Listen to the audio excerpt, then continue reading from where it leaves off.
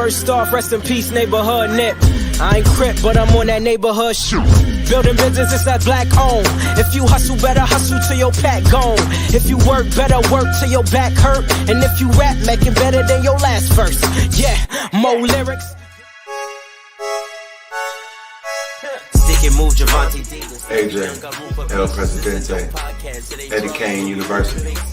Hill gon' heal, regardless. You, Buchanan, Bethel High School, by way of 3-Man Weave, LLC. Michelle, producer, based over here. You can catch this wave from the Marlins to the Mariners. Doing things you can't believe. It's the 3-Man Weave. What up, everybody? We are back a day late, but never a dollar short. You feel me? You got your favorite guys. 3-Man Weave, we're in the building. Your favorite pod's favorite pod. And guess what? We back with a brand new episode 132. I thought you were about to forget. 132. We missed the consistent at this point. So I had to take my time with saying it because it's like every time we do another episode, it's like the numbers is really getting outstanding. We've been doing it for a minute. We've been consistent. We've been grinding. And we back with a brand new episode with a lot to talk about. So you already know it's your boy Buchanan, Washington fan extraordinaire. And with me as always, I got. You already know who it is. It's your boy Hill. Hill gonna heal regardless, baby. Let's get it. And you already know what's up. You already got your man AJ. Truth is I'm tired. Hey man, I'm sick of this work shit. I'm like, bro, I want to hit the lottery. I need to do something. Yeah, I'm exhausted, bro. fresh off work, so I understand. I was dead tired today, AJ. That's why I told y'all, man, I had to take a nap, man. Y'all know y'all can catch us on all major podcast platforms, 3-Man Weave, Instagram, Twitter, 3-Man Weave _. Also on TikTok and Twitch, 3-Man Weave _. You can email us at podcast.3.man.weave@gmail.com. Shouts out to the 4. Throw your 4s up, 4th man. Y'all in the building. Let's get it. So what's funny is it feels like it's been the longest week ever, right? Like since we recorded, it seemed like everything happened. We definitely got to pay them bills. Definitely. You know, I mean, 100%. That's always going to happen. But here with the straw. Yeah, I'm definitely gonna use this straw. I'm gonna let you tell you right now. I'm not about to keep lip locking with the public glasses, bro. Nah, bro, that's dead. Nah, yeah, COVID real. I feel you. You know what I'm saying? So you gonna see me with the straw. Nah, but but you're right though. Like this feel like the longest week ever in between pods because so much shit happened, and like even just out of like in life in general. It seemed like everything just happened this week, whether it's, like just time, like where did time go? Like today, like I had literally the longest day ever. And, when your day is going wrong, it's always something that's just going to fuck with you and make it even more like, bro, I'm out. I'm going to take the trash out, right? I open my door and on this fucking Christmas wreath on my door, fucking bird just flies in my house. Wow. So now I'm already tired. I'm off work. I'm like, all right, I'm feeding Chase and everything. Bird flying in the house, motherfucker just flying all over. He laughing, thinking it's a goddamn game. He ain't no goddamn help. He just trying to grab it and reach for it, getting all in the goddamn way. I'm in here with a goddamn broom swinging that motherfucker like Jose Canseco. He appreciated the moment, man. He know more. He know more about the universe than you do at this point because forgot, bro. Yeah. Unfortunately, and he's not he's still able just to accept it for what it is. And I finally like I hit that bird good, and so right when I'm about to kick his ass out of the house, this motherfucker shit on the floor. I'm like, ain't this about a bitch? Yo. speaking of birds, gang. One of the things that Oh man, that's a perfect segue, bro. The Forest have been asking. They've been wanting us to talk about this, and it was one of the things that it seemed like it would be a good conversation. So last week, Coach Prime, he had a special guest come talk to his team, and of course, it's none other than Bundle of Brittany Render. And it was met with some mixed emotions and some mixed feelings on, was this a good thing? Should he have brought her in to talk to his team? And this is what we about to do. We about to go get in a deep dive on it, and let's break this down. Let's break this down. I had man, no issue with it whatsoever. Zero, because what do people complain about? Oh shit! From an educational standpoint, what do people keep saying? That education does not match the time that we live in. So Prime understands who he's there to educate and who he's there to set an example for. First of all, he just won the SWAC for the first time in however, so it's like doing something right. They listening to him. Number two, this generation is greatly influenced by what we see on social media. So for him to bring a social media person on there that these people can be easily influenced and listen to her say that it's about a check, you feel me? That it's not really what you think it is. I think that was really good exposure to set his young men up to be able to dodge that trap, because these are student athletes trying to be a player or a person who could potentially be a blue check. You don't want to be out here getting scammed and got by professionals, because this is what they do for a living, bro. This is what they do for a living. So I feel like, what's wrong with giving a young man the game, especially when they're at that age when they're extremely vulnerable? It's like you got a problem with him trying to teach people to avoid the trap. Why? And here's my thing. We talk about, like, a lot of players sometimes they'll talk about, like, when analysts go on TV and they critique them and shit like that. They'd be like, you never played the game. How you gonna tell me what to do when you never played the game? And why not get someone to come talk to them who's playing the game? You don't have it's not just another player that's coming to tell you to watch out. And it's like, hey man, you just got caught. You actually getting somebody in the game, giving you firsthand experience, what they actually are looking for. And so, I think it was a great move by Prime Time, because a great attempt. Like at least, like, I don't even think it was an attempt. I think it was a great move. I think it had an impact on the people that it was supposed to have an impact on, and everybody else it didn't matter for. Here's my thing. Not everybody's gonna care. Not everybody's gonna listen. Whenever somebody gives a speech, not everybody pulls something away from it. Some people still make those same mistakes regardless of what you told them. But you may have actually impacted one or two of those players, and maybe one of those players will go to the league and they understand. Because one thing that a lot of people don't know is like the younger generation, what they see on social media is what they believe. So they believe, like, okay, yeah, she's this, like, on social media, she has all of this stuff. She's beautiful. She has all this stuff to her name.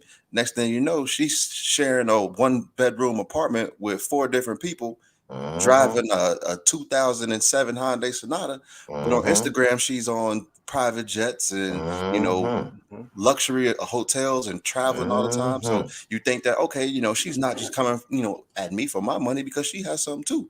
But it ain't always that. So I think it's definitely impactful to just get an understanding of, man, all this shit ain't real. Be careful of what's going on out here. And I think, to me, that's the biggest message. Like, hey, they coming at your check because you are a life changer. You could be a life changer. You're a target. Exactly. So you a mark. The beauty, I think the beauty of it was the fact that she was a former alum. Like she went there. That was the even more. And I meant to say that. Yeah. That was on my checklist. I was so glad you did. You stole all my other points. I'm like, damn. gotta give him something. Let me keep one in my back pocket. You know what I'm saying? We all agree on the same shit. I'm like, damn. But I mean, let's think about it. If we really want to break down what she actually said, did she really say anything profound? Probably not. But the fact that she's a different voice, she's a different perspective. Like we can only say but so much. Like think about it. Like your father can only say but so much. Like your bro can only say so much. Like your friends can only say but so much. Like it's the reason why most people have a best friend of the opposite sex. Like you want to get a different perspective. So she's giving that. And remember what I said on the Dads Do It Too episode. Experience the best teacher. Sometimes people can tell you whatever. They can say, hey, don't do this, don't do this. Yeah. But sometimes you look at the fire and be like, I wonder if it's really hot. Yeah. And you're going to see if you get burnt or not.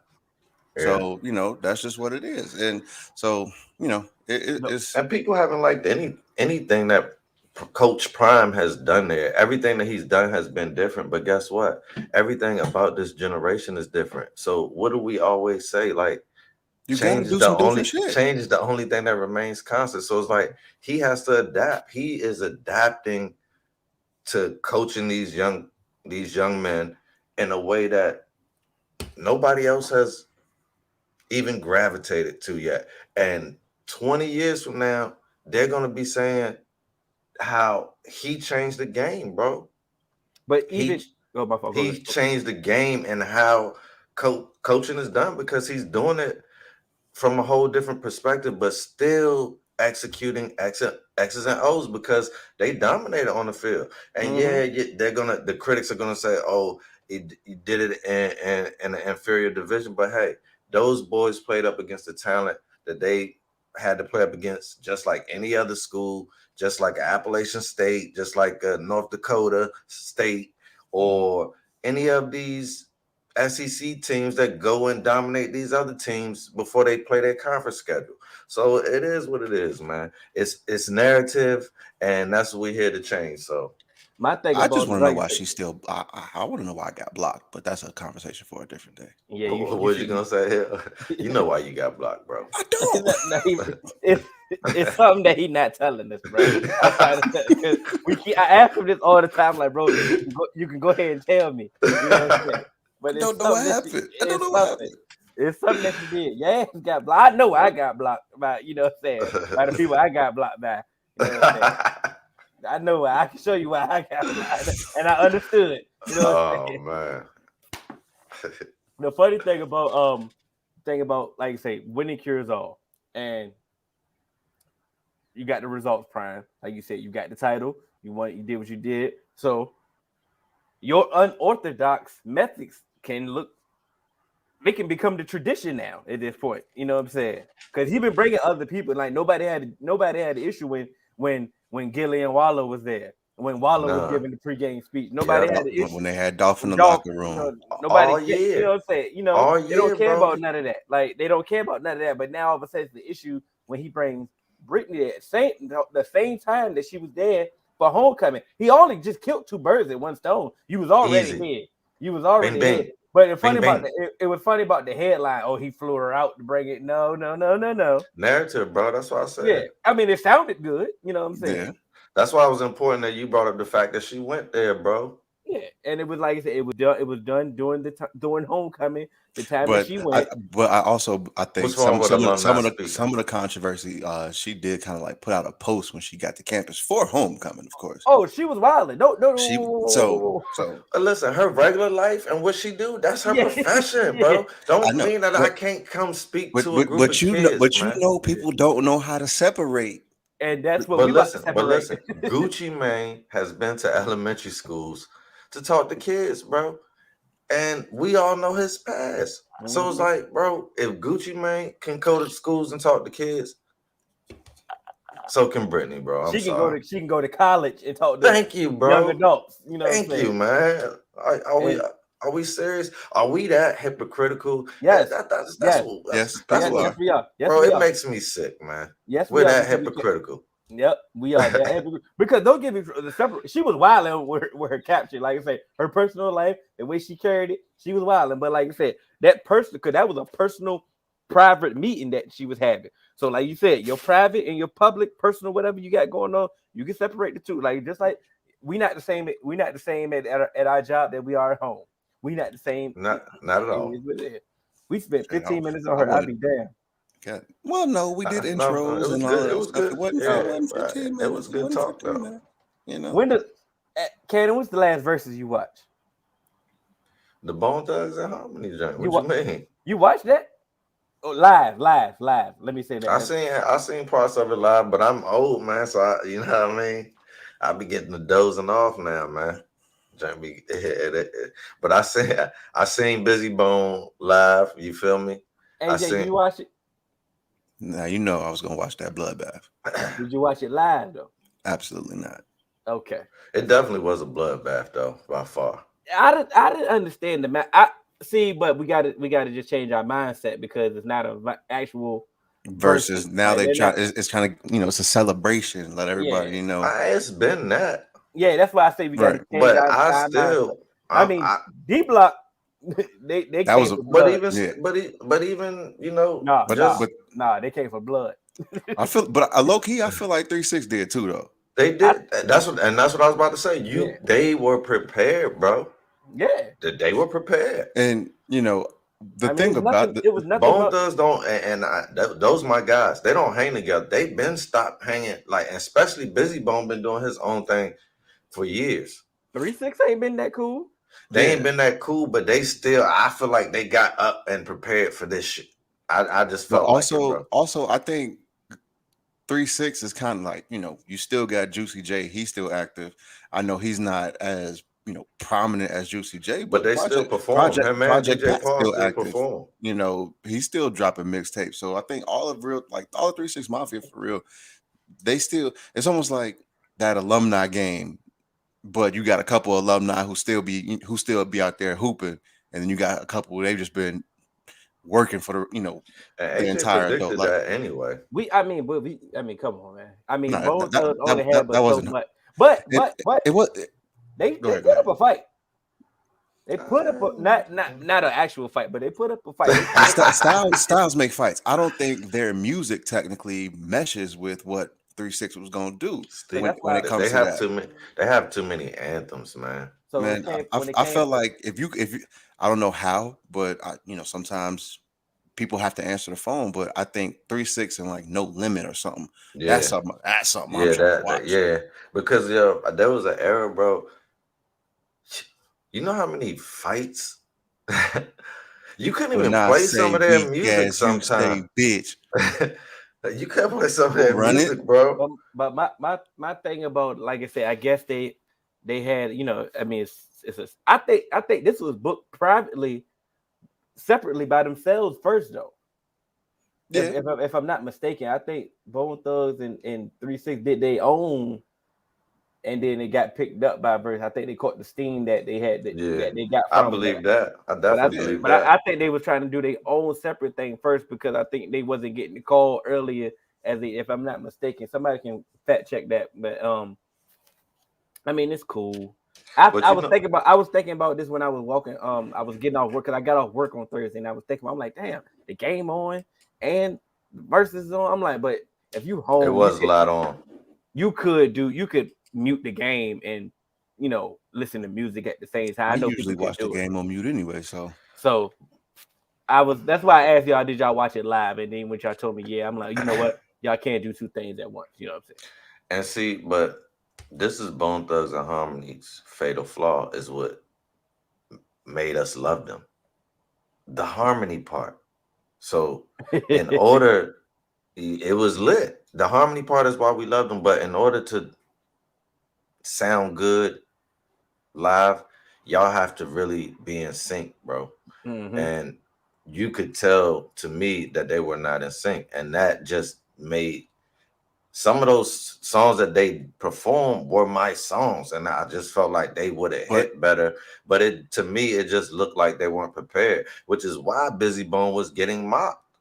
It's like D Block and Dipset. I was just about to say that. You can tell, like you said, like D Block pulled up.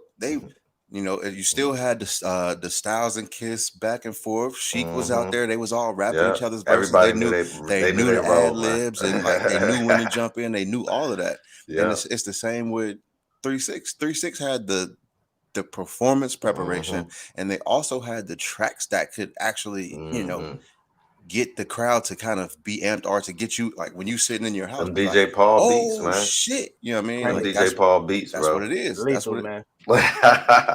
I used to love. They brought out DJ, bro.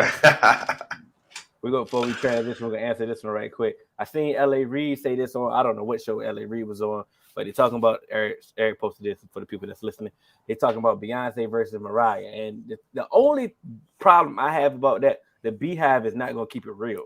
That's exactly not, bro. That's the problem. They not. That's the problem. If they were going to keep it real about hit for hit, song placement in a battle versus she gonna have some trouble with Mariah, bro. I mean, Mariah technically on paper has the most, right? Number ones of all time. Yeah, like so it's technically on paper, she can't be beat if the Beehive were to keep it real. But you know what I'm saying, they got some. But Beyonce got some songs that she can. I'm not saying Beyonce trash or that. I'm just saying they're not going to keep it real. They're going to try to poo-poo Mariah because she ain't in the Beehive. Like, you can't say nothing negative about Beyonce. And then it's just Mariah got her own just hive of haters too, even without that's also true. But here's one thing that we just talk about, like with these other verses. Performance wise, Mariah can hang too. It ain't like Mariah just gonna sit there. Right. I'm not talking about dancing. I'm talking about vocally. Yeah, vocally. And that's why I looked at you too. Have you heard of the last New Year's Eve? Oh, them high notes sound like me. Oh, damn. Yeah, I mean, of course, but I feel like if it's, if it's a versus, you're gonna come ready to go. So, I believe they saying that Beyonce got the cheat code because she just gonna bring out Jay like 4 times. I don't think she ain't got to do that. Nah, but what people don't know is that Mariah got the versus MVP. She got a versus MVP track that she could bring out. But a lot of the lyrics and a lot of the Beyonce songs are from Hove. That's why she's able to have those bars like that. That's been one of her cheat codes. I mean, that's fine, but I don't think we still talking about Beyonce, bro. Like, she don't have to. She is the cheat code. Let's be honest. Of course, she is. But I'm not saying she gonna lose. Yeah. Like, so that I'm saying, because bringing out Hove, that's not even fair. Like, that's not even fair, bro. Yeah, but Mariah can bring out Hove too to be you know what I'm saying? Hove ain't coming out. The only one that bring out Hove. Yeah. Let's bring out Hove first. This right here, the Christmas song. This right here. Bro, I'm telling you, if they would have had that verses in like 2 weeks, if they had that verses in 2 weeks, hey, Mariah, she gonna get crazy. Yeah, fact. Come out in a little Santa suit. Oh, it's over. It's over. Y'all stupid, man. The Christmas song is an automatic point. That's an automatic point, bro. Beyonce got nothing. She would have to actually bring out Frankie Beverly and Mason. Yeah, that's what I was saying. No. I every single time I hear that song, it makes my skin. Nah, bro. I will honestly say, as much as I love the original, I will say hers was done in good taste, bro. I don't like when songs like that are done, but I will say, out of those type of songs that when people mess with those, I'm like, why'd you have to mess with that one? But I will say, I don't mind now. I think it was tastefully done. I do. That's all he said, AJ. Don't even go kill him. But I don't like those things, period, though. I don't like when people touch songs like that. I don't. So I feel where you coming from, AJ. We had some fights this weekend. Devin Haney, Candace guy. AJ hates him. AJ hates. Matter of fact, AJ hated boxing this overall weekend because Tate fought Sunday. You know what I'm saying? Yeah, man. That's the new thing that Floyd does, man. Because he did that with the Logan Paul thing. They fought on a Sunday. But that wasn't on during NFL season, right? No, but it still was Showtime pay-per-view. It's like that, but it wasn't done on a Sunday, bro. But it wasn't done during the NFL season. Yeah, right? I don't know what I don't know. This made absolutely no sense for having a tank fight that was a great fight. I think because I think he was still trying to catch people while they're still around their TV. So technically, you do it on a Sunday during football season, and it's kind of possibly get it later, right after the game. Maybe he feels like, all right, we can get people to transition. They still kind of trying to watch something. But to me, hey, bro, ain't nobody trying to be up on Sunday. We gotta go to work, dog. That was my thing. The Sunday night game. The Sunday night game come late enough. How are we supposed to have a fight party, bro? What are you doing, Floyd? Yeah, that's what I'm saying. That makes zero sense on. That makes zero sense. But we have some great fights. You know what I'm saying? But to that, let's go back to that point real quick, because that's the first time I ever seen Floyd. Floyd made a post complaining about people finding links and other means to watching the fight. But it's like, bro, had you had the fight on a Saturday night, we could have gathered, we could have got up, we could have done fight parties. But it's like, if we all gotta be at our homes because we gotta go to work Monday morning, then of course we doing links, bro. Like, come on. That's a Rich problem that he don't understand from regular people. And here's my thing. He didn't even think about it. He thought, my name is on it. Y'all will come see my pay-per-view fight. You know what I'm saying? Bro, we was getting links for your fight. But then I'm about to say we had the box back then. I was about to say a lot of people stopped trying to buy Floyd fights because he was on his horse the whole fight, and he was like, damn, like it was just a defensive fight. Mm-hmm. Yeah, it shows your technical skills, but for a fight party and it's like casual boxing fans, they ain't trying to see that. Yeah, people want to see knockouts. They trying to see some blood. They trying to see somebody get their head spun. Mm-hmm.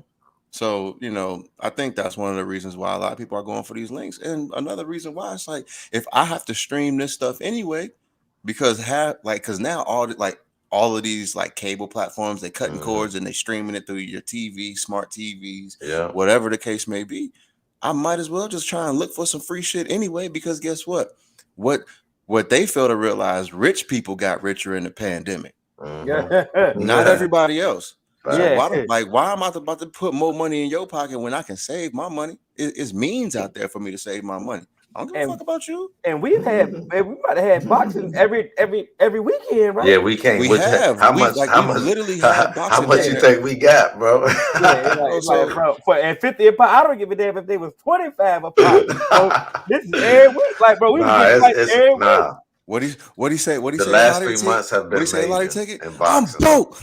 Yeah, I can't eat. It's been one of the best 3 months, though. To Hill's point, as far as top fights, that we've seen a lot of major fights from consecutively. Wilder Fury. We saw Canelo. We saw Sean Porter, Crawford. We've seen Tank. We've seen Haney. We saw Boots Enos.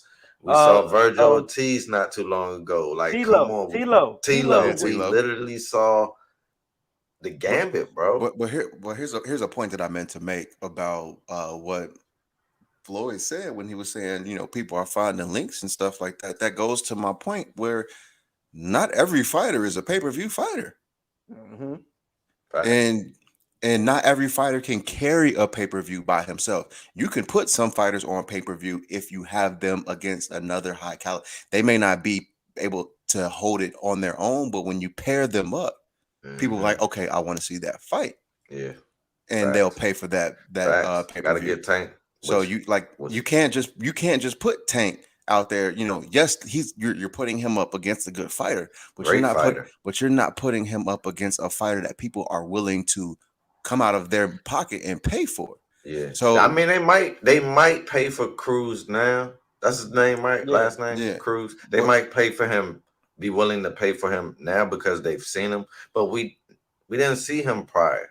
But here's my thing: so if you're thinking of like even after this fight, if they do like say it was a rematch and they put it on pay-per-view, if you're saying they might tune in, to me that's not something that you want to put on pay-per-view. I'd rather get the ad money from like a free source, negotiate some ad money, negotiate my tickets at the door, and whatever the case may be, try and get at a big venue or something like that. That's a good model too. Where or they can stop playing and give us the fights that we want to see. You won't have to do that. That should be way more incentive right then and there to give us the fights that we really want. Because they lied. But Hill, they lied and said that makes too much sense. They pump fake. Relax. Half a year ago, they pump fake the Ryan Garcia tank. They pretty much act like it was done, both of them. So it's like, and they both pump fake. So it's like, okay. And now he out here running his mouth. But to y'all's point, had they gave us that fight, that would, come on now. Links would have been bought Sunday or not. Yeah, we damn sure wouldn't have watched the Broncos versus the Chiefs. Come on now. That shouldn't have been on prime time anyway. Oh, we'll wait later. We'll wait later. We get talk about that. Yeah, definitely. Definitely shouldn't have been on prime time at all. And you flex that, but you won't. No. I mean, let's wait. Go ahead, say it. Kim, what's the boy now? I don't want to disrespect his name again. Kambosos. George Kambosos. Yeah, you got it right. Yeah. See, there we go. Mm-hmm. Like I said, he was at the fight. Him and Haney ready to make the fight. They seemed genuinely ready to make the fight. They didn't want to sell it on no WWE stuff. They was ready. I haven't seen that in a long time, man. That's what I need. That's what I like. That was classic. Just let it be like he said. I don't want to take because they asked him what flaws did you see in this game that you could exploit. He said, I saw some things, but it's his moment. Yeah. I don't want to disrespect his moment. He's a great fighter. Yeah, and let's get this done. That's all it takes. I don't need this back and forth arguing because now I just look corny, especially when y'all not gonna fight. They could have went there. They could have went back and got that fight right. They could have went in the back and signed that contract right then and there. That's how ready they were. And here's the thing. Here's why it's not fair to even ask Cam. But that's how Kambosos. I like how he dodged that because that's a media trap. That's not even a fair question to ask him because, like, I'm pretty sure if Haney would have been there and they asked him after the fight, even though he won, what holes did you see? Because it was a tough fight for him too. You feel me? There's some holes in both of their game because there's really right now there's really only one perfect fighter to me, and that's Canelo. I just feel like he has ring generalship, he has offense, he has defense, he's a fan favorite, he got the power, he got it all. And I feel like every other boxer, including Boots Ennis, who's one of my favorite young up and comers, I feel like everybody has something that they can work on. Everybody, after even Tank. One of my worries for Tank was that he can't go the distance, and he just proved that to me. So now I can check that off. But it's like you got to go the distance to actually go the distance, and I ain't talking about go the distance with a bum. He went the distance this time with a guy who landed a couple shots on Tank, who tried to get him out of there. Those some of his toughest shots that I seen Tank take. I think that's Tank. A boxer that might be the most devastating puncher of Tank's career. He ain't never fought nobody who could hit that hard back. But he ate it though, and that was impressive too. Absolutely. Even though, and everybody always like, oh, Tank got caught. I'm like, bro, but did you see that he came right back though? So it's like, to me, people just all of your favorite fighters have like gotten Tank caught lost before. That fight. I had to rewatch it the next day. Like, am I bugging? Did y'all think Tank lost the fight? He's on that level of people kind of hate him too. Like, you know, AJ, but it's AJ still like boxing. I'm not gonna be able to knock everybody out. I'm gonna have to go to decision sometimes and actually win the fight technically based off the rules of this sport. And you're mad at me because I lasted. Y'all say I ain't fighting nobody, but here's somebody that y'all just didn't know about. Let's answer this right here. We got it from our guy Rashawn. I'm not a boxing fan, but I watch a lot more of the bigger fights if they were not on pay-per-view. So are you saying? My question is that my rebuttal to that is, well, how would boxing? Because that's boxing's revenue right there, the pay-per-views.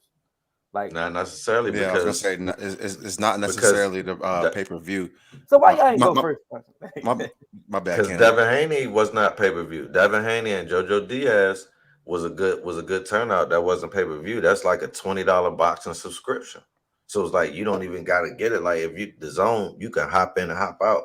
And I don't even want to say this out loud, but I'm gonna say it for Rashawn's benefit. I've subscribed to the zone, seen a Canelo fight, canceled, and they've never even charged me, bro. Yeah. And they never even charged me. So it's like a loophole because technically sometimes they be having like a little trial period. So if like you cancel, you can they got that you can cancel at any time. So it's like sometimes they get me for the 20, sometimes they don't. And they've had a lot of big fights. They had the Canelo Danny Jacobs fight on the zone. That wasn't pay-per-view. Like that was the zone. That was a $20 fight. You feel me? And let's not forget when Al Heyman and Bob Arum, they were doing PBC and doing ESPN boxing. Yeah. So they were having those big fights on I think it was NBC. Like they were trying to bring back the old school feel of championship title fights being on NBC, and you know Arum did it on ESPN. Oh, Fox, my bad. Yeah, I didn't. That wasn't that serious, but it was just the fact that those wasn't big fights. Yeah, some of them they were good fights though. Remember, because this is what I hated when HBO got out, because they had the HBO boxing after dark, like Boxing After Dark, and then you had Showbox. Like you used to get some brawls on that. I believe bro. I believe that's where I got my. I believe Diego Corrales and Jose Luis Castillo was on Showtime, if I'm not mistaken. Yeah, it was Showtime. Yeah, so like you used to get those, but that was pay-per-view. It was Showtime pay-per-view because I had to order that with Dish. I remember that, bro. I ordered that through Dish. Well, even still, like, they came up. I knew who they were because they were fighting on Showbox. And so you would get those good fights on those platforms, and you would be able to see a lot of these fighters. And I think even for like that turned a lot of casual fans to people who want to, like, you know, actually start watching boxing, because you could turn on Boxing After Dark and you could see, you know, an up and coming, like you could see a Nonito Donaire. Yeah. And then when he's in there fighting some mega fights, you like, okay, all right, I want to see him because he's an exciting fighter. Yeah. I'll pay for him. Facts. Sometimes like if you had this Tank and just fight, Lampley, man. Oh man, just I the miss voices, Lampley, man. Yo, the voices. And Harold Letterman doing the ringside card, man. Gosh, like, man. Those was the glory days, man. People, That's why I came up under. That's what really addicted me, bro. I just learned so much, really, from HBO, really HBO pay-per-view, HBO Boxing After Dark, Showbox, all of that, man. But even Friday Night Fights, ESPN with Teddy Atlas, man. I learned so much. Friday Night Fights. I seen Canelo was on a Friday Night Fights before. Bro. I say a lot of people were on Friday Night Fights, bro. And Teddy Atlas will give you the true breakdown of a fighter when they're young. You gotta put some bugs on the windshield. You gotta make sure you use the jab. You know, you gotta deflate the body. You gotta flatten that tire. Yo, Teddy Atlas was my guy. But it's a good dude to listen to from boxing, because he definitely passionate about that. Y'all wasn't watching boxing when fighters used to have that big ass Golden Palace logo on their back, though. Please, bro. Please. That was terrible. Y'all wasn't outside for that. Boxers used to all have robes, man. Yeah. That's when I knew. I'm like, hey, you about to lose. You had to go the Golden Palace curse. What's that? With the henna, with the black. That's like the Capone curse in battle rap, right? Yep, that's exactly what it is. That's how I knew. Anybody that had an Al Capone shirt, I knew you about to take that L, bro. You ain't got to worry about it. All of a sudden, you just choke. Nah, we good. Yeah. So, but the Haney Diaz fight was actually a really good fight too, though. Both of those fights this weekend were good fights. Because Diaz definitely showed up.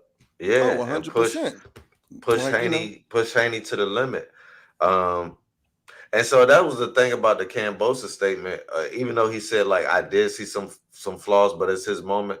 But it's like Jojo Diaz and Tilo, they two total different fighters. Like, I think Jojo Diaz is more of a boxer than Tilo. Tilo is more of a puncher. And that's how he really beat Lomo by shocking him with his power, like he was landing clean, and Lomo just couldn't handle the power. And he just caught him. But I really feel like Jojo Diaz, that's why he has power and boxing skill, and I feel like it really showed up against Haney. I feel like Haney was just too technical for him, even though if it was 2 more rounds, Jojo Diaz may have won the fight. But yeah. And just to kind of jump in on that before I answer this question, they don't say styles make fights for a reason. Just because Facts. one opponent is able to exploit something and make you look away, don't mean you're gonna be able to do that, because that may not be in your that may not be in your toolbox. But Jarvis, to get to you, you said boxing needs to take a page from Smack in URL's book. Just make an app and make a subscribe. Well, technically, that's kind of what's already happening. That's kind of why there's been such a big issue in boxing now, because fighters that are signed to DAZN, guess what? They only fighting fighters that are signed to DAZN. Fighters that are signed to Al Heyman, probably only fighting fighters that are signed to, Al Heyman or Matchbox or Bob Arum, Top Rank, all so that's the problem. We don't have, a place where these promotion companies feel like, all right, we can just we can work together. So if you start putting on an app and making people subscribe, you still gonna have to, they're still gonna be able to they're still gonna be able to lock them in. And sometimes for the top fights, you probably still gonna have to pay for it, because now they're like, we're gonna give you these fights. We're gonna give you these fights for free. But when it's my top guy, you subscribe, you might be able to get it for a cheaper price. But you still gonna have to pay. Like Hill said, it's the promoters, man. And I'm on. We talk a lot about Bob Arum. We talk a lot about Al Heyman. We got to give Eddie Hearn some credit, man, because Matchroom, they're willing to fight any platform. Yeah, and I think that's where he, hopefully, because Bob Arum, he kind of old, so he gonna outlive us, bro. Hey, they always He'll do, just man. say he look healthy, man. He probably be in there sparring low key, but yeah, Eddie Hearn, he will sit down at the table with anybody, and it seems like when he sits down at the table, he's able to make it where it's favorable for all parties involved. But when usually, I think it's because Al Heyman, it's really Al Heyman and Eddie. Al Heyman and Bob Arum. Them two motherfuckers don't like each other, and I'm don't like each other because they don't want to sit down at a table together and work some shit out. Well, that's the problem with battle rap when you talk about the subscription. Like I said, I got the app, URL app, but they the big dogs of battle rap. Oh, you ain't casual battle rap, huh? Nah, hell no. You know that. You know that. It's my lane, baby. But like I said, when they the big dogs, like say they can take their fan base from strictly YouTube or strictly from one place to another. They can take it to a campaign. They can make you do. They can drive traffic to one place. But like you said, they have the big battlers. They have the big. They are the big dogs. So it's like if they say do one thing, they can do the other. But battle rap technically can be bigger if they all came together as one entity. And just kept, because the battle rap community is the battle rap community. We're our own community. Like I said, exactly. The fans are going to travel regardless. Yeah. So if they would actually work together, they could actually make more money and generate and make the community grow. But it's the same thing with boxing. But who's the big dog when it comes to the promoters? You can say Al Heyman, you can say Eddie Hearn. But it's just like you said, like they're not going to come together and give us and put us all in one place. Then we're still going to continue getting what we're getting in boxing. It's never going to change. But it's been the same since we've been growing up. It's just the same now. Like nothing's changed. Yeah. And the unification, well, a lot of fighters, a lot of belts have been, and I kind of predicted this. If you go back, we in 132 now. If you just go back and listen to all our I've said when we first started this pod, a lot of the belts were separated and just scattered, but they have been consolidated over these last 3 years. And so now promoters who once wouldn't want to sit down at the table are going to eventually have to, or belts will be stripped and spread back out again. And so if you want your top guy to keep being the top guy and getting that, you're going to have to sit him down at the table with somebody else, which is why the Crawford and Spence is inevitable in 2022. It has to happen. Let me tell you something, though. These belt federations also be working with these separate promotion companies as well. So that's why it'd be so weird, because the WBC can name one fighter as a mandatory, a mandatory. But then you'll have the IBF or the WBO or WBC name somebody as, you know, they're mandatory. And so now they can make the fight that everybody wants to see. You can be the unified champion and make the fight that everybody wants to see. But the WBC says, no, we're going to strip you because the mandatory, like your mandatory is such and such. I think it was Eric in the comments that he said something about Spence. It was Spence respond to Crawford. At some point, he has no choice. Like you say, you can only run unless you about to run out of the division. Like you can only run for so long. But I thought he said let's do it. Afterwards. I'm pretty sure he did. But we know he's gonna have to have a tune-up fight. Like let's be honest. Like the boy, he had a 2022. That's enough time. But I don't know. It should happen in the summer. Yeah, but it's possible depending on his recovery. But also, man, with a detached retina. Oh yeah, I forgot about that. I don't know. I don't know if it'll be. Oh, you ain't gonna see it in 2022, baby. That's what I was about to say, Cannon. If we gonna see it in 2022, it's gonna be a year from now. It's gonna be in the winter. Oh man, I forgot about the retina, man. That's what I'm saying. That's what I think a lot of people keep forgetting about. Like that boy Al was out, you know what I'm saying? Which is why I wanted to see it before then. They might have stolen us. Over the years, we missed a lot. We were supposed to get Oscar De La Hoya, Floyd Mayweather in their prime. But we got Floyd Mayweather in his prime. And Oscar De La Hoya past his prime. And it was like almost because of the same type thing. Because of the same type thing. So it's like the thing about it is, man. I mean, it's just like it's a time thing. Like you say, you got to make sure that thing is healed. You're not about to go in there. Absolutely, he got to make sure it's healed. Yeah. So, but boxing could have gave us that. Bob Arum and Al Heyman could have gave us that 2 years ago, but they didn't because they wanted to play games. They want to string it out and make as much money off their cash cows as they can while they're undefeated.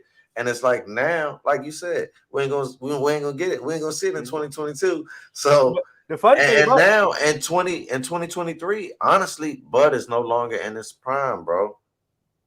I don't believe that. It's like Bud is getting old, man. I mean, I get that. To say he's no longer. I'm just saying because it's a small window. Your prime is a small window, man. But this is he's gonna be on the later side of 30 in 2023. And you're not the only one, Jarvis. You're not the only one. A lot of people, they just think, oh, we want to see the fight. That's like we want to see the fight. So, he's knocking him. But here's my thing. Also, what people fail to realize is it's not just the retina. He also got thrown out of a Ferrari too. Yeah, but I feel like we ain't using that. Yeah, we ain't using that because you got to fight after that. You fought after that. No, I know. But what I'm saying is just like, you know, he took a layoff. Like he took a layoff before that, came back. Mm-hmm. You know, he did take a fight after that, but it's just like, and now I'm going on another layoff again. So it's just like, you know, you can. I'm not saying it's, you know, just we're not using it. It's a compounding of things where it's just like life. Kind of need one of them got to fight Ugas, right? Right. I think Bud shouldn't wait. I think he should fight Ugas. I don't know. That's scary, man. I'm gonna wait. Ugas gonna take one of these dudes. Oh, but that's what I'm saying. To me, this is why I'm gonna wait because I'm trying my best to try to punk Spence into taking this fight as soon as possible. Because it's the bigger one. It's the bigger money fight. It's the bigger fight. That's the fight that I really want. Like I say, I didn't want to fight Sean Porter, but I had to fight him. You know what I'm saying? Mm-hmm. But if Spence not. But if we talk to Spence people and Spence say, "Hey, look, I ain't fighting till August." You know what I'm saying? Okay, cool. March. What's up? What's up, Ugas? What you trying to do? Because I gotta fight. I gotta stay in shape. I gotta stay, sharp, and then I will make that fight. But then, if he make that fight and he beat Ugas, you ain't got no choice, Spence. You really ain't got no choice now. But you really, really, really ain't got no choice now. Mm-hmm. But I don't think Ugas is a tune-up fight. No. We're not saying it's a tune-up fight. We're saying that's actually like no. I hear what y'all saying. I just wanted to make sure that was for the listeners, just to make sure. You feel me? Because he better fight somebody else before he fight you guys. That's a fight that you're trying to stake your claim in at 147. He got a belt, so you taking something, right? Yeah, he does. So, but man, go ahead, Spence. Go ahead, fight AB. That's a tune-up fight. Yeah, hey, he trying to come back. That's sad, man. It's not sad. I've been saying I've been trying. I've been trying to warn Hill for years. He's like, you fake. How you from your city? I'm like, bro, I know what's about to come. I know what's about to happen. But the scary thing about taking AB, if you are a big name fighter and you take him as a tune-up fight, there's a chance you still get knocked out by AB. Like AB I mean, we keep nobody out, bro. We keep saying that, but bro, you mess around and get in there with a tune-up fight with him and get clipped, bro. It can happen, bro. Unless you are the first person. Unless you are a bouncer at a club, AB is not knocking you out. AB don't throw punches in fights anymore, bro. That's what I'm saying. He's not finna knock no real boxer out, bro. I was going to call Keith Thurman as a tune-up fight, but I didn't want to be disrespectful. Keith Thurman is a tune-up at this point. He only lost one fight. Okay. like he only lost one fight. Like, look, listen, bro. I hate him. Beat? Who has he beat? You know I. Y'all do that with other people. Who has he beat? Who has he fought? But you know who you're talking to. You know I hate him. Right. So I'm just saying. So I'm trying to give him the benefit of the doubt. It got a little bit of validity in there if he with the amount of hate. But I'm just saying he ain't beat nobody either, man. He beat Sean Porter on a fluke, and they even said that I finally been vindicated because the professionals said that here. Okay. I know. They said that during the Bud Crawford. They talked about what about when he beat your man Danny Garcia? He beat Danny Garcia. Fashion overlooking boy. So it's like Danny Garcia been playing boxing, bro, for the last couple of years. So it's like you know he gave up for Danny. He about to... and that's probably disrespectful for me to say. Like Danny probably would feel otherwise, but it's like, bro, I feel like you lost your last 4 fights, Danny. So it's like, I don't know, man. You maybe one get back fight in there, but it's a get back year, baby. Yeah, you ain't gonna see it in 2022. I'm not impressed with Thurman beating Danny, and he didn't really convincingly beat Danny either. So it's like, all right, man. Y'all got some thoughts from week 13? That was last week. Yeah. It was kind of like an unimpressive week, to be quite honest. It was just like one of those weeks where I was just like, ugh. That's how y'all feel? I like that. I had a question there. What's up? I'm gonna set it up. I'm glad y'all felt that way. Now, normally I send subliminal shots to the fourth man all the time about how many times it's gonna take for y'all to change your mind. What y'all need to see to change one of your takes and all that. That's basically a subliminal shot towards them because most of the time y'all come in here, y'all give it up. If y'all was wrong, y'all give it up like, oh, this is what happened. I was wrong. Or this is what happened. This is the evidence that changed. I can change my mind. Y'all normally do that. But y'all been kind of quiet that two are finally starting to look good. And I want to see. I still ain't sold, bro. And that's why I want to know. I'm gonna give some sold. And I'm not the analytical guy like AJ is, but he finally played a full 16 game. This was last week that he finally played 16 games, 67 completion rate, 3,515 yards. That's 220 a game, 90 passer rating, 27 total touchdowns, 12 turnovers, 9th in QBR, 2021. That's ahead of Patrick Mahomes, Lamar Jackson. What's another one? Stats paint a picture of gradual growth, in particular QBR. He was 44 in 2020. This just 58. You got to be durable, and they on the run. It's like, and they are on the run, and they have a good coach that I like. So it's like, not about the coach. I know you like Flores, but I'm talking about. But I'm just saying it is about the coach because it's like that's what it takes to make a quarterback. That's what I keep saying. Like everybody wants quarterbacks to come in here and instantly turn it, but it's like it takes coaching. So I never said that Tua can't be coached and that he can't learn and that he can't become a quarterback. I've always said his biggest thing is durability. So 16 games, I ain't sold. You see what I'm saying? You're going to have to be healthy all of next year for me to concede anything on Tua. Okay. AJ, you want to? I mean, he's on a nice run. I can't deny that. And I was with Cannon I wasn't sold on Tua because some of his technique things that he had, I was just like, at the next level, that's gonna be able to be exploited. And it looked as if that was happening early on. Adjustments have been made up to this point, which is good. But when they start making adjustments to your adjustments, how are you going to handle that? And then once again, like we said, durability. So, I'm I don't want to see anybody. Well, I won't say I don't want to see anybody fail, but hey, like I'm not gonna say like, oh, I hate him. I don't want to see him do good. Like, I'm with you. like, Yeah. I just wasn't sold. Like, and so prove me wrong. And if he I continues, still feel Hurts is better, and that was one of my points. I feel like Hurts is better, even though he's dinged up. I still think he's more durable than Tua.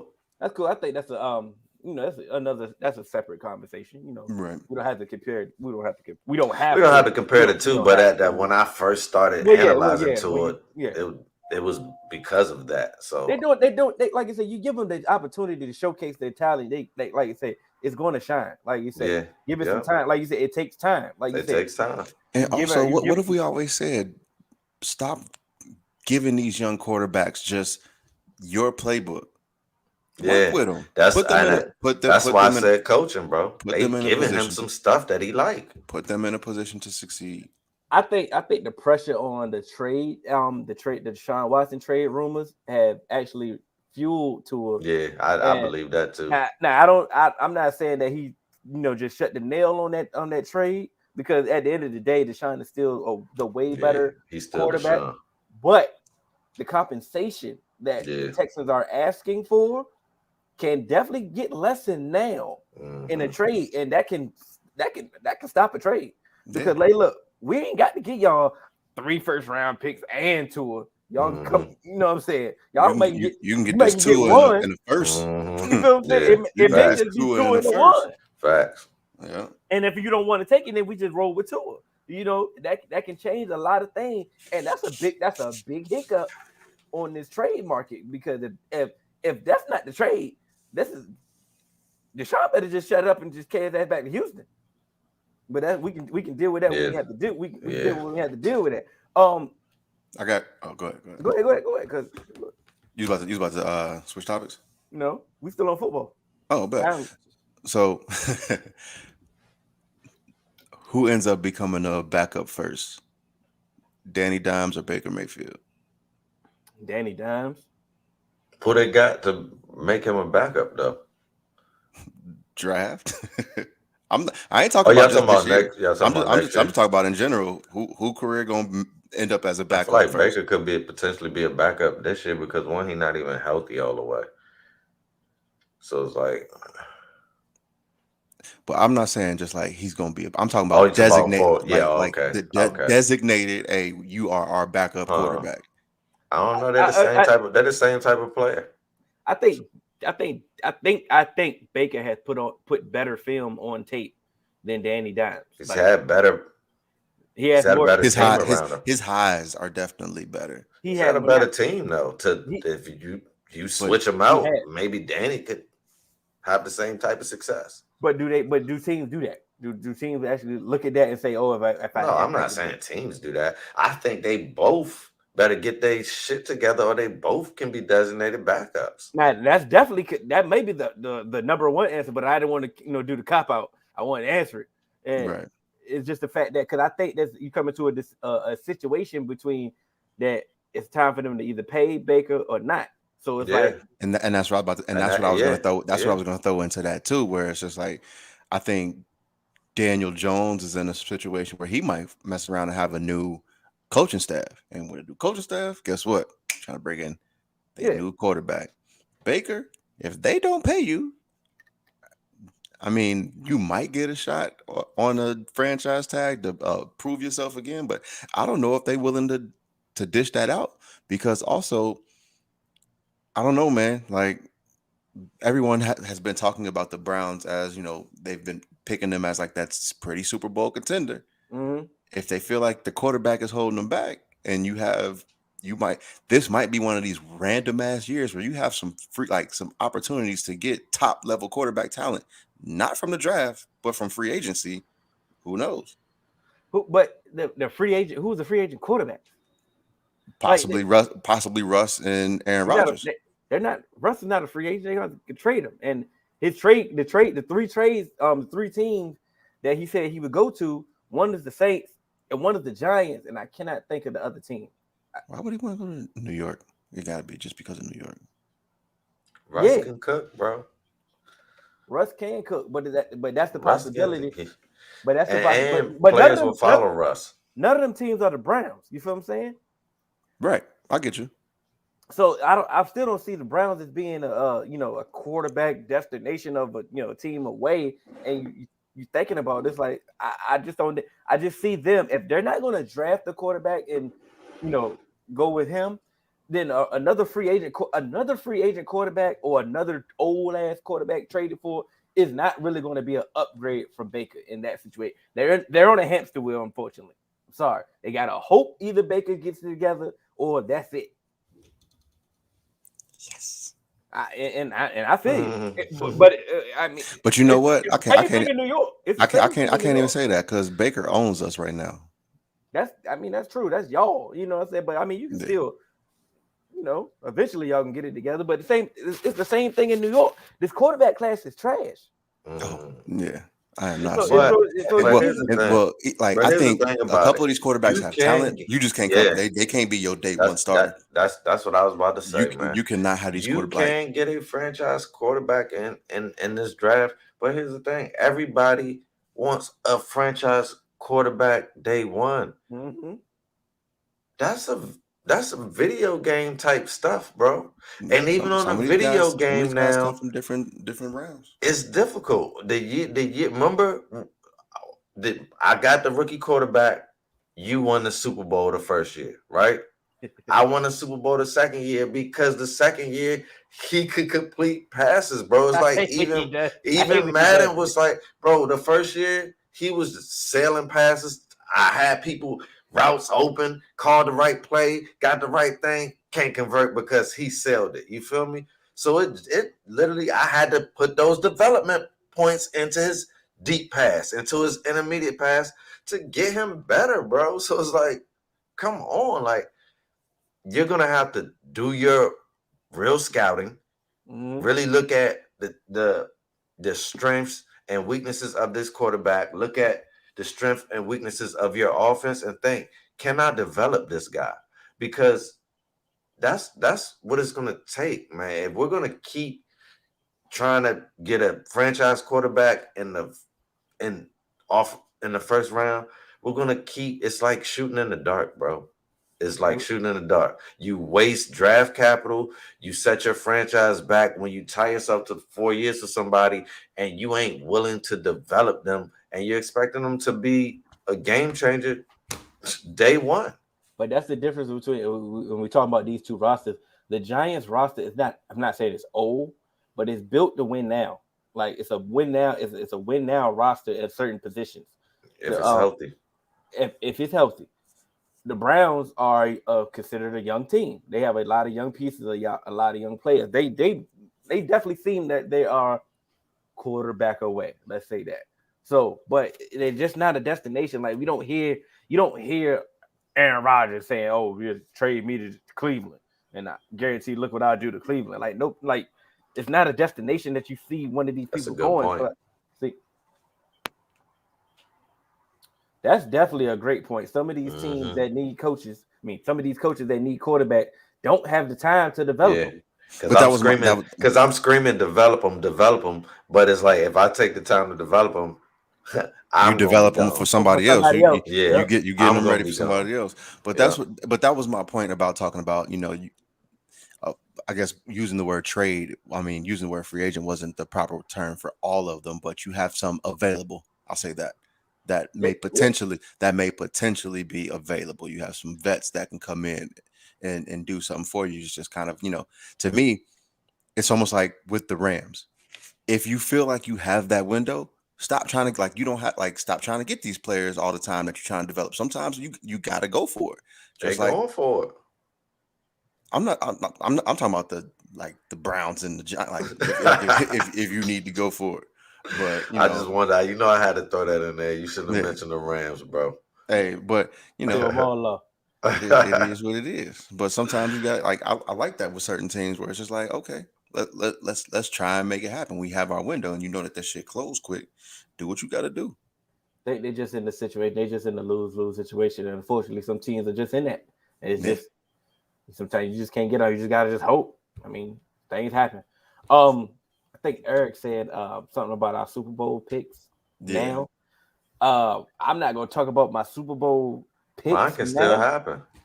Mine can still happen. Like all of ours can still happen. but I had the Chiefs. Then I had the Chiefs. It was looking shaky for me in the beginning. Mm-hmm. You still got the Chiefs, and who else? You don't even know your other team. Exactly. Man, hey, I believe I had your boys in there, so it could still happen. I believe I had the Chiefs. Yeah, nobody had the Cowboys in the Super Bowl. Yeah, come on now. Who? I had the Chiefs and the Rams because I know I ain't have no Packers. You didn't have the Cowboys. Don't think this ain't ESPN. You ain't got to worry about Pull it up. You can go pull it up, but I can't tell you. It's too many posts, bro. I'll put. No, I'll it's go not. look Don't worry. I actually think I screenshot it the other day because I was gonna drop it. I was gonna drop it in the chat. Hold on, go ahead. Y'all hold it down. Well, why you figure that out? I know one of mine. I know my Super Bowl team was the damn Bills. And yeah, it was. It's over. How concerned should we be? Oh, it's over.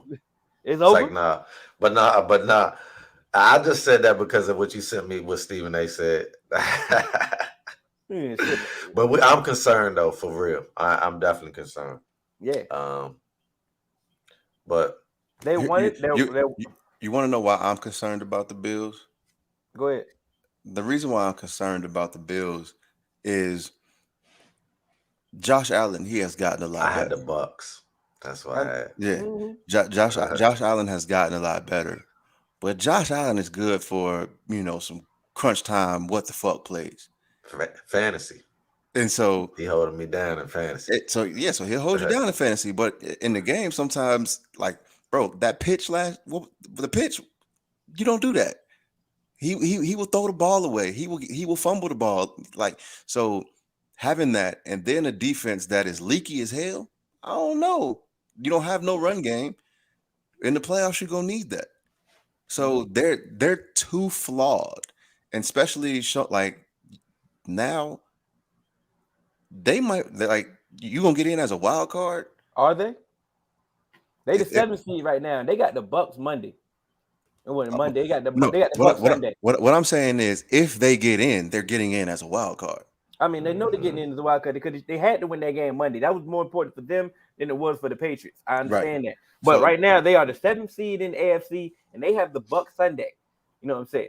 That's a tough game. They better get it back together. But can we that game plan that Bill Belichick had though? No, go ahead. Please say what you're about to say. I'm just saying, like, bro, like, say what? It won the game, man. Like, yes, it won the game, but I'm not about to sit here and praise that man. I didn't praise anything. I didn't praise. You were anything. smiling. You were smiling and gushing. No, because the Bucks could not do anything with the run, bro. I mean, the Bills. Plays. And so what I'm saying is they're about to face the Bucks. Novocaine. You see what I'm saying? That's what I'm saying. So it's like Bill Belichick may have given people the blueprint on how to beat them. You know why everybody's trying to give Jonathan Taylor the MVP all of a sudden? Because he ran because what he did to the Bills, bro. That was the blueprint been set. But I mean, he just ran over him though. But that wasn't like they wasn't trying to dictate the clock and do everything. Like they really just didn't. Then they used that to try to keep the ball out of Josh Allen's hands. So it's like, all right, Tom Brady is a possession guy anyway. So it's like, it's gonna be tough against the Bucks, man. It was in the last 5 weeks, Josh Allen leads the league in interceptions. I mean, it's just tough. I like I say, it's tough for them. Like I'm concerned for them completely because, like I said, they're only 1-4 against winning teams anyway. Now I don't really hold that much stock in that. Like I do. It is what it is. So a little like sometimes you have to kind of do it because good against trash have teams. you played how do you play against good teams? But also it like there's more things that factor into it. Like how was your roster like? Were you hurt? Who was hurt? You know, and when did you play them? Did you like are you on a a 3-game road trip? What so sometimes that stuff factors into it. And sometimes when you the top dog and you play these bad You gotta teams, they overcome come that. they come like I understand that, but what I'm saying is sometimes like I won't say that you can't like if you ain't winning against winning teams in the regular season, I'm not saying you can't win in the postseason. You should beat some. You should be able to beat some winning teams, bro. They did. They 1-4. I said some, not one. Yeah, but most of them games was. I mean, it was. This is my thing. If you ain't getting blown out against winning team, then That's true. That's if you in there, bro, it's the it's NFL, about how you bro. lose for It's sure. it's the That's NFL. yeah. The talent gap, like as much as people think, teams are terrible. The talent gap truly isn't that bad. Like from top to bottom, it may seem large, but it's close. these teams are actually closer than you think. So when a good team can definitely lose to a bad team. Absolutely. But like I said, when it's two good teams, like I said, like if the game, as long as the game is close, then I can be like, okay, well, there wasn't any given Sunday. But if you out there getting blown out, then then I'm gonna look at you kind of funny in the light, like, okay, now you only beating up on trash team, but when it comes to the big dogs, you know what I'm saying, you had in your hand. But that's when you look at it funny. That's when you look at it funny. But then sometimes good teams can get blown out too. Like remember the Bucks then got blown out. One out of 4. I understand that, but they didn't get blown out in all 4. I mean, anybody can lose. It's definitely any given Sunday, but it's the law of averages. So it's like, if you're supposed to be one of those teams, Buffalo, I need to see you perform better against top tier teams to make me feel more confident about you going forward. Maybe you are considered a contender. When you would consider to take over the division. When you would consider the Super Bowl pick. Guys, maybe the NFL has caught up with Josh Allen. Okay. Okay. You know I'm saying, but you know I'm saying that. You know I'm saying that, right? I know exactly why you say that's why I didn't. Yeah, I did too, but that's not what I'm saying. I agree with you just halfway on there, but I agree with you. That's all I'm saying. Maybe the NFL has caught up with them. So we gonna wrap it up with this. All right, boom. We got the NFC right now. I'm gonna ask y'all some questions so we can wrap it up. So we got the playoff picture. Wrap nothing up. We know that. Shout out to Chase. We got the Patriots number 1 seed. Got the Cardinals number 1 seed. They would get the first round bye. The playoffs end of the day. It'll be the Titans versus the Bills, Bengals versus the Ravens, Chiefs versus the Chargers on the AFC side. Then it'll be the Packers versus 49ers, Bucks versus the Washington football team, Cowboys versus the Rams. Oh, we gotta keep playing the Bucks, bro. Like, what is it, man? It's only right. It's only right now, sir. It's only week 13. We got time. We got time. But my question is, because there's some teams behind that's real close that can easily. Eagles are close. Yeah. And in the AFC. So that's my question. Do the Eagles make the playoffs? Fact the cap. That's a fact the cap right there. And I don't know. I honestly don't know because I don't know Jalen Hurts' status. But Minshew was caught. That's their backup? Yeah. He did exactly what Minshew does.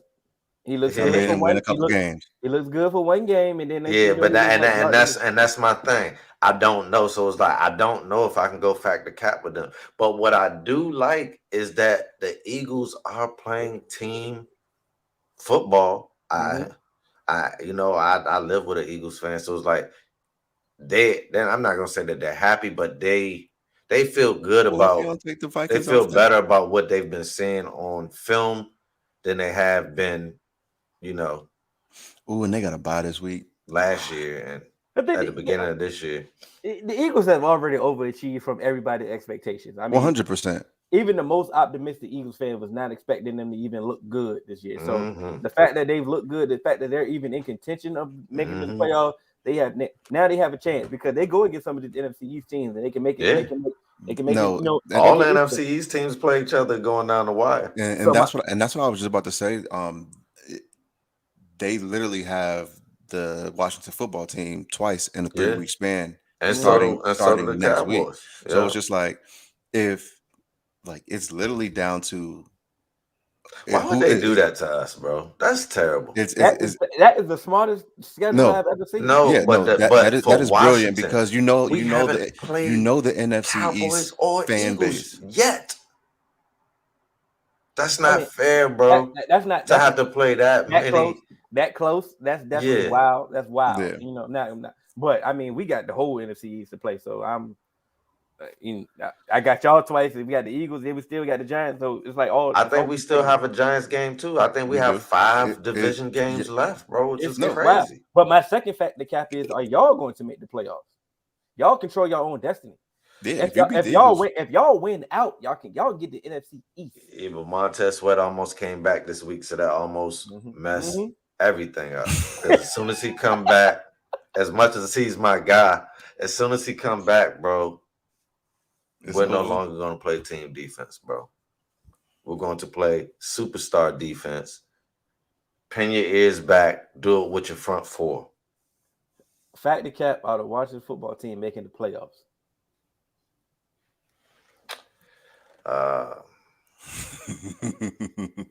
Like I said, man, it just depends on. Well, I know Chase ain't coming back, so I'll say fact because Chase can't come back. I'm about to say you out here. I guess since we didn't play the video, you out here just disrespecting the game. What you mean? What video? Because that's twice that you really didn't answer Factor, Cap. Yeah, man, but it's like the first one was real. That's real. I really don't know. You know the worst position. I know it's coming, and I know it's coming. I'm glad he said it. Don't worry about it. I think the worst position. It's another team that's in there. The Falcons are close. I'm gonna say Cap for that. It's definitely Cap, but it's the dumbest decision anyway. They shouldn't be this damn close. They should be tanking. But Detroit can technically still make it, bro. Cannon, don't ever say that again. They know there's an article today. They could technically still make it, bro. I could technically be president of the United States, but that shit ain't never gonna happen. That's an attribute when you look at it. When you look at, so put some money. We have never seen an NFC record look like this. Put some money on it, Cannon. I'm not putting money. I'm not saying, but the fact that that they still mathematically in it with only one. I don't know math, so I'm just gonna say they out of it. But this is like you should have been mathematically eliminated at this point. But it's like it's the fact that they added more playoff teams getting there, and it's the extra game. But it's also the fact that a lot of teams have L's this year. So, once it's like our log jam. Once even the top dog has L's and everybody has L's, then it's not that much of a separation. If they can go on a 5-game winning streak, they can. And is it how many weeks they got? How many games they got left? I said, they won one last week. So if they win 4, I think it's 5 weeks left. I don't give a damn. They ain't finna run the table. Factor, Cap, TJ Watt winning Defensive Player of the Year this year. Fact, please. I swear to God, I hope he wins. I swear to God on everything. So they can stop crying, man. So they can shut. I'm sorry. I'm sorry, Mama. Sorry, Dad. Y'all watching. I so hope that TJ Watt win this. So they can shut the fuck up. God damn, bro. All they fucking do is cry, bro. Like, what? This is the most annoying shit I've seen all year, bro. Like, you know what's pissing me off about Steelers fans this year about this particular award? Y'all are used to winning damn championships. Like, y'all are used to going to the championship. Y'all are fighting for y'all playoff lives, and y'all don't even care about that. All y'all care about is TJ Watt going to win the Defensive Player of the Year. God damn, he missed bro. 2 games. He's leading the league in sacks, and he's missed 2 games. And the funny thing about that stat right there, he missed the, he got the league stat. Myles Garrett was on the bye week last year. He might go get 3 sacks next week, and then next thing you know, y'all gonna be mad again that he gonna be the sack leader. And but his pressure rate is higher than Miles Garrett. I don't think that just because you're the sack leader, you should be Defensive Player of the Year, bro. Cannon, don't. Oh, go ahead. You want to get bro. Don't. I have Trayvon Diggs as Defensive Player of the Year. So cap for me. But I do wish it was a fact so that they could stop crying. I swear. Fuck them. Let them cry. So but this is my thing. It ain't just sacks, bro. Like one, they can scheme him up so that he can come free. So it's like, all right, but bro, can you have this many picks? Can I scheme up this many picks? Can I make the quarterback throw to you? Can I make you be in position this many times? So it's like we're talking about best defensive player. Bro, I'm tired of I'm tired of it being an edge rusher, bro, every year. Can we when I saw can we get something else? Played a good game without practice. Yeah. You know how many motherfuckers go all week with tons of veterans. I've seen plenty of people not practice and cook, bro. But this is what they got to do though. This is and I'm not mad at what they are doing because they felt they was robbed before. They didn't have this media campaign. They didn't have this. So does Myles Garrett. So they have to do what they have to do. I understand why Steelers fans are doing what they have to do. I'm just saying it's annoying as hell. Like I say, I sure hope TJ Watt wins. The boys talking about he's more than just sacks, but go off. I'm just saying, if you want me to go off, bro, he has not impacted his team more than Trayvon Diggs has on defense. Period, bro. Period. So you can say whatever you want. Those sacks don't change the game like those picks, bro. Period. So go off. You feel me? So it is what it is, bro. When's the last time we seen a defensive player in the secondary play like this? And we've seen secondary players go off and they get overlooked for player of the year all the time for a player with a lot of sacks, bro. And Xavier Howard did this last year, though, bro. And it's to the point where y'all are becoming conditioned to just think that if you get sacks, you know what I mean? Aaron Donald, you're the best defensive player. What they're trying to say is Aaron Donald winning it didn't teach them nothing. And that was my whole point, bro. That was my whole point because I wanted them to look at him. You feel me? Forced fumbles, tackles for loss. Okay. This is the thing. I don't want y'all to do what y'all doing. I'm not saying he's trash, bro, but we're talking about defensive player of the year. Be objective. The dude is a problem. Like TJ Watt, and on top of that, the Steelers team, period, is a totally different team without him. Like their team is totally different without him. They look completely a whole 180 without him. He's definitely impactful. You know what I'm saying? I'm not about to sit here and minimize what he's doing, the impact that he has going on. I'm just specifically speaking on the fan aspect, the fact that y'all are annoying as hell. Like I get it. Like, and I'm speaking on the realness factor of the award, bro. Trayvon Diggs got touchdowns, bro. So it's like, come on, like, what are we doing, bro? Like, come on, man. We had more time. All right, we can argue with that more. So I'll take that. I mean, it's cool. I just don't understand. You know, they want to bring up all the sacks, but you know, it's okay. And like you said, Myles Garrett could be right. He could be the leader next week, bro. And that's going to be the fun. Should have got some sacks against the Bengals. Maybe y'all could have beat us. See, this is going to be the funny thing. So let's say Myles Garrett goes off and gets a whole bunch of sacks next week, right? Their argument is, well, TJ Watt did it in this amount of games. So I'm just setting y'all up to get ready for that. Maybe you shouldn't have missed games and had more, but that's not our problem. Hey. Not on duty. Not on duty. I just want him to win. I really want him to win. Like, I don't. Fuck him. Nah, I want the best defensive player to win, bro. Come on now. We seeing something that we ain't seen since prime. It's like, I know you don't want to talk about it because that's your team here. You don't want to be a homer, but let's be real about it. I got Michael Parsons in the whole conversation, right? But that's just me. And that's an argument too. But I honestly still will put Trayvon Diggs over him, bro. As much as Michael Parsons is balling, bro, you can't do it. This is like they call Revis Allen when he wasn't doing this, bro. My thing about Michael Parsons when it comes to he plays two different two when positions. I was trying to tell you this about Michael Parsons, you want hear it though. You never not once said that he played defensive end, played edge rusher. Bro, I said that he could put his hand in the dirt, bro, and he can drop back in coverage. I mean, if that don't say it all right there, I don't know what you want me to say. When did you say that, Ken? Bro, I said that the whole time that I was talking about him. That was the beauty of him, bro. He can put his hand in the dirt and he can cover, bro. I was one of the first people saying that, and I predicted that he might be Defensive Player of the Year. But how many times do I have to say thank you, Ken? I keep saying the thank you every week when you you just say, said I ain't even say that. But I'm just saying, I personally told you this so many damn times. Hey, I'm gonna give I ain't nobody gonna give me my credit. I'm gonna take mine. I give y'all your credit all you goddamn time.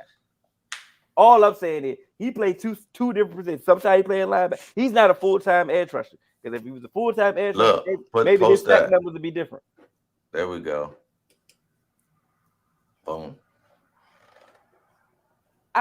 He knows I this, feel Eric. you. I just want you to know that I ain't in here capping, bro. But all I'm saying, Eric, he knows this. We say this all the in our personal group chat. Don't make me get the screenshots. Like you said, we can do this all the time. I say thank you.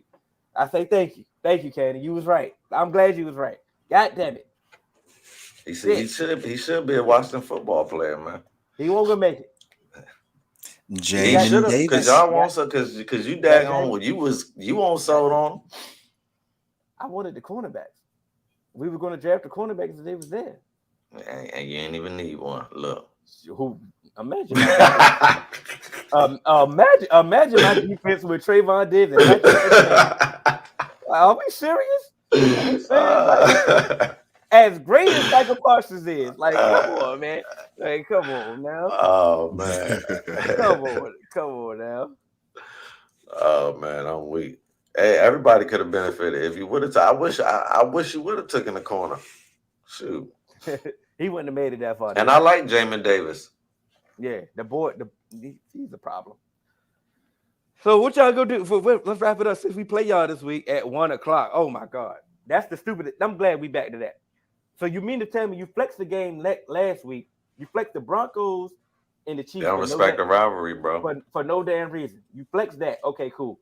But you got the Cowboys and Washington football team playing at 1:00. 1:00. We couldn't even get the 4:00 slot. Not even regional. Not even game of the week, bro. But you mean to tell me that the Packers and the Bears is still prime time? You didn't flex nothing. So to me, tell me it's not no other game that could they can't flex it. It's too late to flex it still. No, but Monday was the deadline. Yeah, they should have been flex. I knew they won't flex it when they promoted it last week. It's because of Washington, bro. They're not promoting anything with Washington right now, bro. And I don't blame them. Hey, that's fine. The Bucks and the Bills play. They didn't flex that? No, they play at 4:00. That's the 4. Like AJ told you. So who is Sunday night again? Packers and Bears. Oh yeah, you said that. But that's one of them. When I try to talk about Detroit and the Bears, that's another one of those type things, bro. Thanksgiving. So Sunday night. Sunday. This where the take fight at? That's like this is why bosses fight no Sunday because they keep putting up this bullshit. They're like, oh yeah, we can compete with that. We can work with that. Oh man, we definitely can compete with this game. It's like, oh, Broncos and Chiefs. Oh, we got to get out of here, y'all. And the show and kill us, man. Don't take. But yeah, they disrespect us. But I honestly think I'm hoping for a good game. Either way, I just want my team to be in there.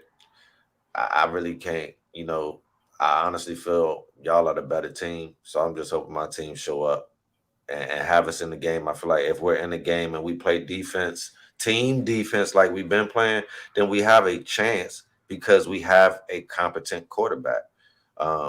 Is he a perfect quarterback? Is he going to be mistake-free? Hell no. But I feel like he's going to give us the chance if we play team defense. I want us to beat the brakes off y'all because y'all been doing a lot of talking. Unfortunately, I don't understand why. Who been the what? Just tell me a Washington fan that been talking. Bro, I sent it to you, so we're not about to do that. See, that's the thing. I'm not talking about. He talking. We could be 0-16, bro. Bro, who hat you got on? Oh, you sent me one. I didn't send you one, but you wanted another one. That's what I'm saying. You wanted another fan to say something, and I asked you. But what do you say? What do you say? We won the game. I'm pretty sure he ain't talking about Super Bowl or playoffs. I didn't say anything about the Super Bowl. So that's the thing that y'all keep trying to do. Y'all, why do y'all always think that's the big joker? Titans won't make the playoffs, bro. Whoa.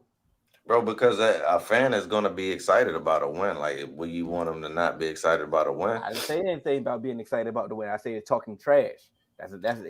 We just now playing y'all, but y'all been talking trash about to who? Cowboys? Yeah. Who good pass? It is what it is. We'll see you Sunday, bro. Now it is what it is. I understand. Okay, cool. That's all I want to hear. That's all I want to hear. But like I said, I just want us to get the win because I mean, y'all definitely been talking shit. So I mean, now we've been talking a lot of y'all. What we say to y'all? We've been talking to y'all. No, just period. But that was the difference. I said y'all been talking about us. Thank you. Y'all catch it all. I ain't heard it. You said two people, bro. Two people. One that you know. And your boy. But you asked for two people regardless. That you know. But you asked. I know. I don't know. I don't know your boy. You know Juan. You got on his head. That's one person that I know, and I ain't seen Juan say nothing. Of course you haven't. You can catch it all. I haven't. Bro, he in the chat. He in the group. He in the chat, and I ain't seen that one Cowboy post from. I seen him say stuff when y'all lose, but that's a given, bro. Come on now. Okay. Come on now.